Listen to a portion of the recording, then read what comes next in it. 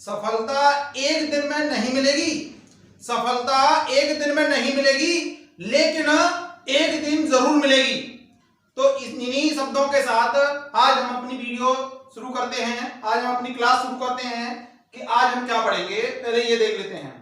तो सबसे पहले पिछली वीडियो में मैंने आप सभी से एक क्वेश्चन पूछा था कि मुंह में उपस्थित भोजन को क्या कहा जाता है।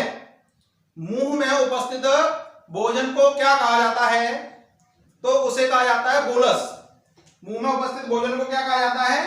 बोलस कहा जाता है।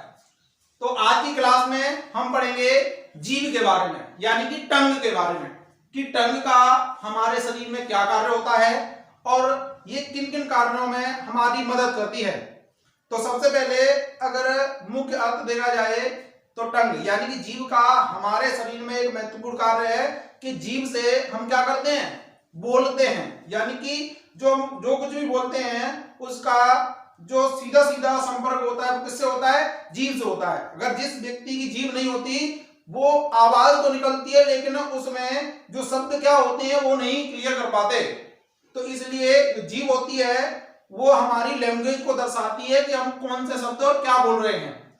लेकिन और भी कुछ कार्य होते हैं, जैसे कोई भी हम भोजन करते हैं तो जीभ से हमको ये पता चलता है कि उस भोजन का टेस्ट कैसा है। और क्या होता है कि ये जो हमारे मुंह में सलाइवा होता है उसको क्या करती है? ये भोजन में मिक्स करती है, तभी हमको कंप्लीटली उसका टेस्ट पता चलता है कि जो हम खा रहे हैं कि उसका टेस्ट कैसा है। तो आज हम देखेंगे कि किस चीज का टेस्ट हमारी जीभ के किस हिस्से से पता चलता है, कि कौन से हिस्से से नमकीन का पता, यानी कि नमकीन टेस्ट का पता चलता है, किस हिस्से से मीठे का पता चलता है कि यह वस्तु कैसी है? मीठी है, और किस हिस्से से यह पता चलेगा कि वह कैसी है? कड़वी है। तो इस संरचना को देखते हुए, इस चित्र को देखते हुए हम ये सीखेंगे आज कि जीभ के किस हिस्से से कैसे टेस्ट का पता चलता है। तो सबसे पहले हम बात कर लेते हैं कि जो जीभ होती है वो क्या होती है। हमारे शरीर में जो जीभ होती है वह एक मस्कुलर ऑर्गन होता है, यानी कि एक पेशीय अंग होता है। कहने का मतलब ये है कि हमारे शरीर में कुछ ऐसे अंग होते हैं जिनमें कोई भी हड्डी उपस्थित नहीं होती है, उनको हम क्या कहते हैं? उनको मस्कुलर ऑर्गन या पेशीय अंग कहते हैं। जैसे जो हमारी जीभ है वो क्या है? एक पेशीय अंग है, क्या है? एक मस्कुलर ऑर्गन है जिसमें कोई भी हड्डी उपस्थित नहीं होती है।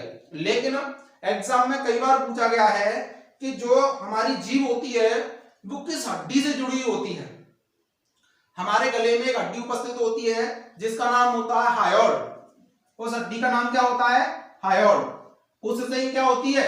उसी हड्डी से हमारी जीभ जुड़ी रहती है। और कई एग्जाम में ये भी पूछ लिया जाता है कि हमारी जो जीभ होती है उसकी लंबाई कितनी होती है। तो जो जीभ की लंबाई होती है वो लगभग कितनी होती है? 10 सेंटीमीटर होती है। जीभ की लंबाई कितनी होती है? 10 सेंटीमीटर होती है। तो देखो यहाँ पर जो भी हमने मेंशन किया गया है उसके बारे में थोड़ी सी जानकारी ले लेते हैं। जो भी मैंने आपको समझाया है वो देखो यहाँ पर मेंशन किया गया है कि यह एक कैसा है? मस्कुलर ऑर्गन है। कैसा? एक पेशीय अंग होता है और यह हायोइड नामक हड्डी से जुड़ी रहती है। हायोइड नामक हड्डी क्या होती है? हमारे गले में उपस्थित होती है और उसी से ये जीभ जुड़ी रहती है।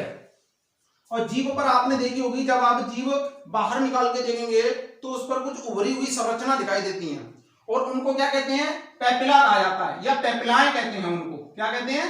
पेपिलाएं कहते हैं। और उन्हीं पर कुछ ग्रंथियां उपस्थित होती हैं जिन्हीं के कारण हमको किसी भी भोजन का टेस्ट पता चलता है या स्वाद पता चलता है। और वो जो ग्रंथियां होती हैं उनको क्या कहा जाता है? उस जीभ पर उपस्थित ग्रंथियों को क्या कहा जाता है? वेबर ग्रंथियां कहा जाता है। क्या कहा जाता है? वेबर ग्रंथियां कहा जाता है। और कई बार एग्जाम में पूछ लिया गया है कि जीभ पर उपस्थित वेबर ग्रंथियों की संख्या कितनी होती है। और ऐसे क्वेश्चन जब एग्जाम में पूछ लिए जाते हैं तो बहुत कम बच्चों पे आते हैं। लेकिन मैं ये चाहता हूं कि जब आप इस वीडियो को देखें तो आपको ये सभी क्वेश्चन क्या होने चाहिए? आने चाहिए। तो वेबर ग्रंथियों की संख्या कितनी होती है? 8 से 10,000 होती है। और रेलवे के ये कई एग्जाम है, पिछली बार जब 2018 में रेलवे ग्रुप डी के पेपर हुए थे या जो एएलपी के पेपर हुए थे इनमें ये क्वेश्चन कई बार रिपीट हुआ था। तो देखते हैं कि 8 से 10,000 क्या होती है? वेबर ग्रंथियों की संख्या होती है। और जीभ की लंबाई कितनी होती है? लगभग 10 सेंटीमीटर होती है। अब देखो, अब ये देख लेते हैं कि जीव के किस हिस्से से हमको कैसा टेस्ट पता चलता है। तो देखो, जीव का सबसे पिछला हिस्सा होता है, सबसे पिछला हिस्सा जो होता है उससे हमको पता चलता है कि जो लहसुन, प्याज या जो अदरक होता है उसका जो टेस्ट होता है वो सबसे पिछला हिस्सा होता है।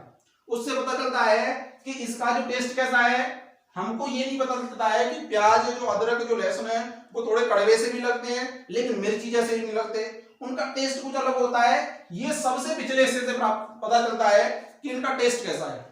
लेकिन अगर एग्जाम में ये पूछा जाए कि पिछले जीव के पिछले हिस्से से हमको कैसा टेस्ट पता चलता है, कड़वा, क्योंकि ये इसके बाद वाला हिस्सा होता है, सबसे पिछला इसको कह देते हैं। लेकिन पिछले हिस्से की बात करें तो कड़वा हमको पता चलता है किससे, जीव के पिछले हिस्से से और जीव के आगे वाले हिस्से से। कुछ लोगों को ऐसा लगता है कि जीव का जो आगे वाला हिस्सा होता है उसी से हमको पता चलता है कि कोई वस्तु कैसी है, कड़वी है। लेकिन आपको विशेष करके ध्यान रखना है कि जीव का आगे वाला हिस्सा होता है उससे पता चलता है कि वस्तु कैसी होती है, मीठी, क्योंकि आगे वाला हिस्सा ही हमको बताता है वस्तुओं की मीठे के बारे में। मीठे का पता चलता है आगे वाले हिस्से से। और जो बगल की साइड होती है इनसे पता चलता है नमकीन। नमकीन का मतलब होता है जो नमक होता है, सोल्टी टेस्ट, ये पता चलता है जो बगल वाला हिस्सा होता है इससे, या जो मध्य वाला हिस्सा होता है उससे पता चलता है खट्टे का। किसका पता चलता है, खट्टे का। अगर मध्य यानी कि मध्य वाला ना दे तो ये वाला हिस्सा दे देता है इस ऊपर वाले को, इससे पता चलता है ये कैसा होता है, स्वाद इसका यानी कि खट्टा होता है। तो देखिए अब हम आगे पढ़ेंगे जो कुछ भी इसमें। अब देखो जो कुछ भी हमने इस पढ़ा है थोड़ा सा उसका रिवीजन कर लेते हैं। तो देखो जीव की लंबाई कितनी होती है, 10 सेंटीमीटर होती है। इस पर उपस्थित बेबर ग्रंथियों की संख्या कितनी होती है, 8 से 10,000 होती है। और जीव पर उभरी हुई जो संरचना होती है उनको क्या कहते हैं, पेप्लाइन कहते हैं। और जीव क्या होता है, एक पेशी अंग होता है। और ये किस हड्डी से जुड़ा रहता है, ये हायोड नामक हड्डी से जुड़ा रहता है। तो आइए आगे देखते हैं कि देखो अभी हमने क्या पढ़ा कि जो हमारी जो जीभ होती है उसमें क्या होता है क्या नहीं होता। लेकिन बात ये कर लेते हैं कि जीभ के पास जो सलाइवा होता है वो आता कहां से है। तो जीभ के पास जो लार होती है, जो जीभ का कार्य होता है सलाइवा तथा लार को भोजन में मिक्स करना, उसको मिलाना। तो वो लार आती कहां से है, तो वो आती है लार ग्रंथियों से। अब बात ये कर लेते हैं कि ये ग्रंथियां क्या होती हैं, क्योंकि जब तक हमको ये नहीं पता चलेगा कि ग्रंथियां क्या होती हैं तो आगे समझ में नहीं आएगा। तो पहले ये बात कर लेते हैं कि ग्रंथियां क्या होती हैं। तो ग्रंथियां हमारे शरीर में कुछ ऐसे अंग होते हैं जिनसे कुछ ना कुछ एंजाइम या कुछ निकलता रहता है। या हम बात करें कि उनसे क्या निकलता है, जैसे हम बात करें कि लार ग्रंथियों से क्या निकलती है, लार निकलती है। ऐसी कुछ अन्य ग्रंथियां होती हैं, जैसे हम बात करें कि हमारे आमाशय में गैस्ट्रिक ग्लैंड होती हैं यानी कि जठर ग्रंथियां, उनसे क्या निकलता है, जठर रस निकलता है। तो उसे हम क्या कह देते हैं, रस कह देते हैं। जैसे ही लार ग्रंथियों से जो निकलता है उसे क्या कहते हैं, लार कहते हैं। उसी को हम क्या कहते हैं, लार कहते हैं। अगर हम ये कह सकें कि इनको इंग्लिश में क्या कह देते हैं, सलाइवरी ग्लैंड। क्या कहते हैं, सलाइवरी ग्लैंड। तो बात ये कर लेते हैं कि जो सलाइवरी ग्लैंड होती हैं वो हमारे मुंह में उपस्थित होती हैं और कहां पर होती हैं। अब देखो जो सलाइवरी ग्लैंड होती हैं इनकी अगर टोटल संख्या की बात की जाए तो 6 होती हैं। अगर ये पूछा जाए कि हमारे मुंह में कितनी जोड़ी सलाइवरी ग्लैंड पाई जाती हैं यानी कि लार ग्रंथियां पाई जाती हैं, तो कितनी पाई जाती हैं, 3 जोड़ी। कितनी पाई जाती हैं, 3 जोड़ी। लेकिन इनकी कुल संख्या कितनी होती है, 6 होती है यानी कि 6 होती है। अब बात ये कर लेते हैं कि ये कौन कौन सी होती है। अब देखो यहां पर मैंने जैसा मेंशन किया है कि जो लार ग्रंथियां होती हैं वो 3 प्रकार की होती हैं। पहली होती है पैरोटिड लार ग्रंथि यानी कि पैरोटिड ग्लैंड्स। जो पैरोटिड ग्लैंड होती हैं ये हमारे कानों के पास उपस्थित होती हैं यहां पर। और ये क्या होती हैं, ये साइज में सबसे बड़ी होती हैं। जो पैरोटिड ग्लैंड यानी कि जो ग्लैंड होती हैं, जो तीनों प्रकार की जो ग्रंथियां होती हैं उन सब में क्या होती हैं, ये सबसे बड़ी होती हैं। और ये क्या होती हैं, कान के पास उपस्थित होती है। यहां पर देखेंगे कहां पर उपस्थित होती है, यहां पर। तो दोनों साइड में होती हैं। तो कितनी होती हैं, ये भी 2 होती हैं। अब बात कर लेते हैं सबलिंगुअल लार ग्रंथियां, सबलिंगुअल ग्लैंड।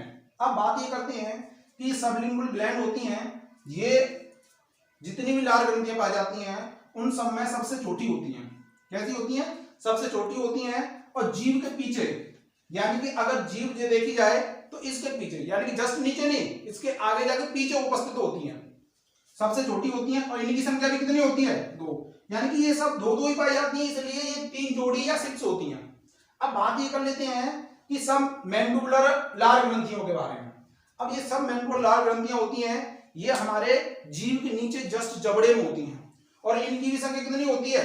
2 होती है। लेकिन अगर देखा जाए तो सबसे अधिक सलाइवा का निर्माण सब मैंडिबुलर लार ग्रंथियों के माध्यम से ही होता है। ये 70 से 75% लार उत्पादित करती हैं, यानी कि लार का क्या करती हैं? उत्पादन करती हैं, या लार बनाती हैं, या लार निकालती हैं।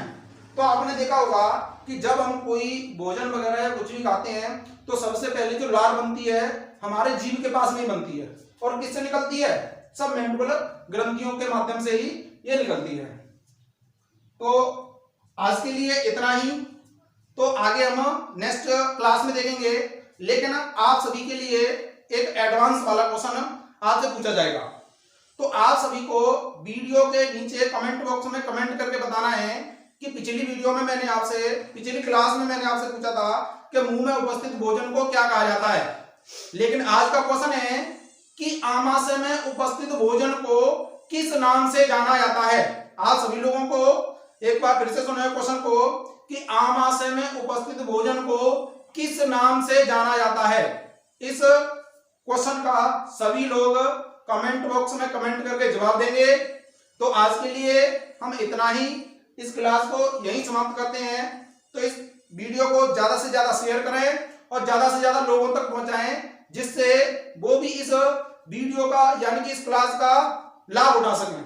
क्योंकि लॉकडाउन चल रहा है तो मैं चाहता हूं कि ज्यादा से ज्यादा बच्चे इस ज्ञान को प्राप्त करें। तो आज के लिए इतना ही, धन्यवाद, नमस्कार।